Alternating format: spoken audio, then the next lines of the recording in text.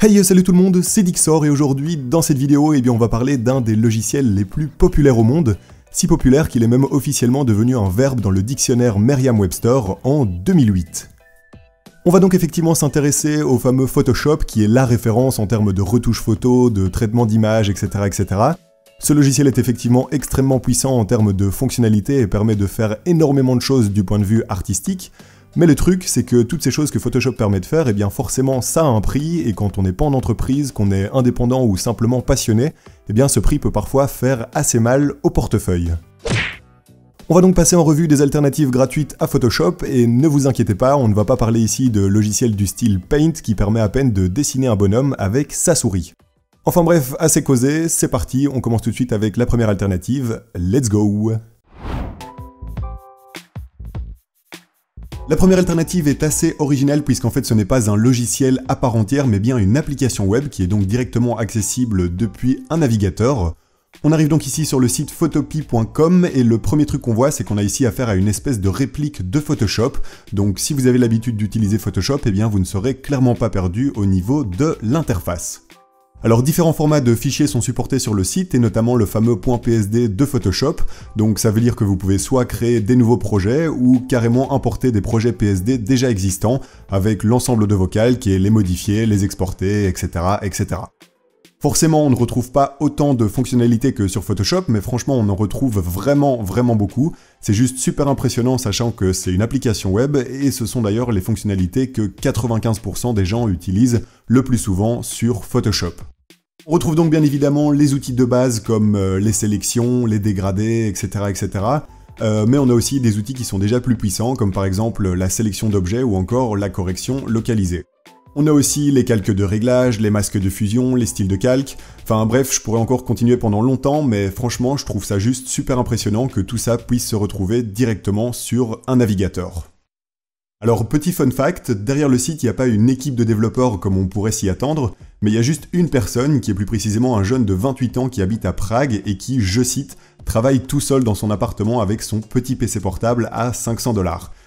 Si ça vous intéresse, il a fait un Reddit Ask Me Anything dans lequel il répond aux questions des utilisateurs. C'est assez intéressant et plutôt inspirant de voir qu'une seule personne puisse créer un projet d'aussi grande envergure et utilisé par littéralement des millions de personnes. Au niveau du prix, comme je vous l'ai dit, il est gratuit, mais vous pouvez quand même, si vous le voulez, prendre un compte premium qui enlèvera en fait la petite bannière de publicité ici sur la droite et qui soutiendra en même temps le créateur qui est encore activement en train d'ajouter de nouvelles fonctionnalités.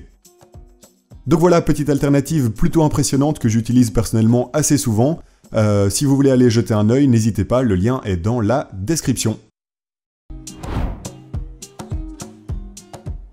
On passe maintenant à Krita qui est un logiciel disponible sur Windows, Mac et Linux, et en plus de ça, il est open source. Alors Krita fait partie d'un projet open source qui a vu le jour en 1998 et qui n'a en fait depuis jamais cessé d'évoluer en termes de fonctionnalité.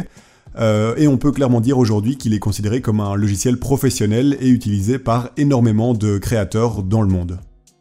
Malgré le fait que ce logiciel permet également de faire légèrement de la manipulation d'images, il est principalement utilisé pour faire du dessin et de la peinture numérique, et dans ce domaine il est juste excellent.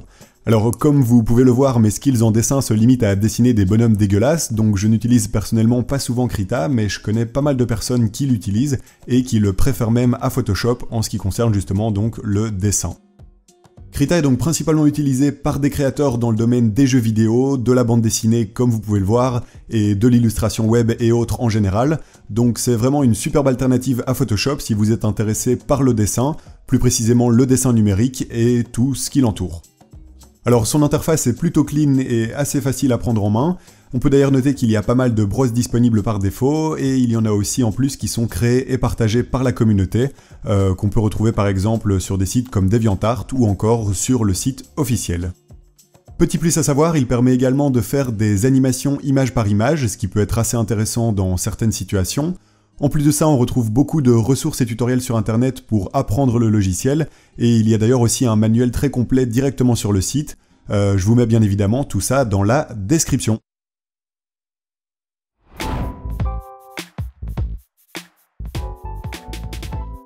GIMP est un logiciel disponible sur toutes les plateformes, donc Windows, Mac et Linux, et il fait partie des logiciels open source les plus populaires au monde. C'est un logiciel qui est dispo gratuitement sur internet depuis plus de 20 ans et qui est toujours activement maintenu et mis à jour. Alors dans tous les logiciels présentés dans cette vidéo, c'est certainement celui qui est le plus complet en termes de fonctionnalité.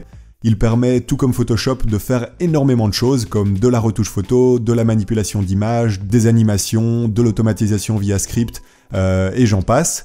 Et en plus de tout ça, on retrouve aussi une communauté qui partage des scripts et plugins externes qui peuvent encore ajouter des options supplémentaires au logiciel. Donc en gros, GIMP est un logiciel extrêmement complet et puissant. Pour la majorité des gens, eh bien, ce logiciel sera capable de faire quasiment tout ce que Photoshop est capable de faire.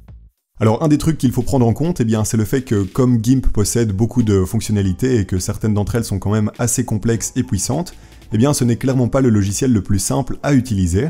En plus de ça, il est plutôt différent de Photoshop au niveau de l'interface, donc si vous avez déjà utilisé Photoshop, il faudra un petit temps de réadaptation pour vous habituer. Dans tous les cas, vu que GIMP est quand même très populaire, on retrouve facilement beaucoup de tutoriels un peu partout sur internet, et notamment d'ailleurs sur le site officiel, qui permettent donc d'apprendre à l'utiliser et de découvrir de quoi il est capable.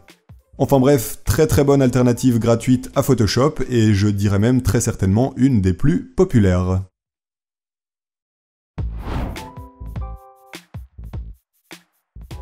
Photoscapix est un logiciel disponible sur Windows et sur Mac. Dans les deux cas, il se télécharge via le store des systèmes d'exploitation respectifs, et selon moi, c'est le logiciel le plus facile à utiliser parmi ceux présentés dans cette vidéo. Au niveau de l'interface, on n'a clairement pas quelque chose qui ressemble à Photoshop, mais c'est une interface assez évidente et facile à prendre en main. Ici en haut à gauche, vous avez une barre avec plusieurs options en fonction du type de projet que vous voulez faire, mais la plupart du temps, vous serez dans la partie édition, depuis laquelle vous pourrez éditer vos images grâce aux différents outils et effets présents. Alors tous ces outils et effets ne sont vraiment pas compliqués à utiliser, donc d'un côté c'est vraiment sympa si vous n'avez pas beaucoup de temps, que vous ne voulez pas apprendre un logiciel, mais que vous voulez quand même rapidement jouer avec vos images.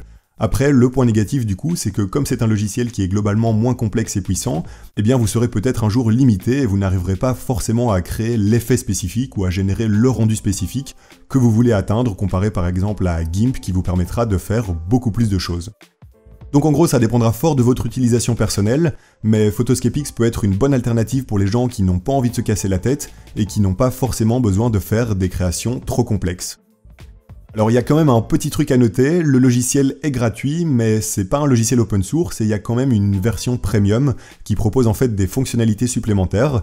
C'est pas trop gênant dans le sens où la plupart des options sont quand même gratuites, mais c'est quand même un petit défaut à prendre en compte. Et bien voilà, on arrive à peu près à la fin de cette vidéo. Comme d'habitude, n'hésitez pas à balancer en commentaire si vous utilisiez ou même si vous comptez utiliser un des logiciels présentés dans la vidéo. Ça me permet comme d'hab d'avoir un petit feedback sur la tendance générale de la chaîne. Donc voilà, moi je vous dis à la prochaine pour une prochaine vidéo. Allez, salut tout le monde, c'était Dixor, ciao ciao.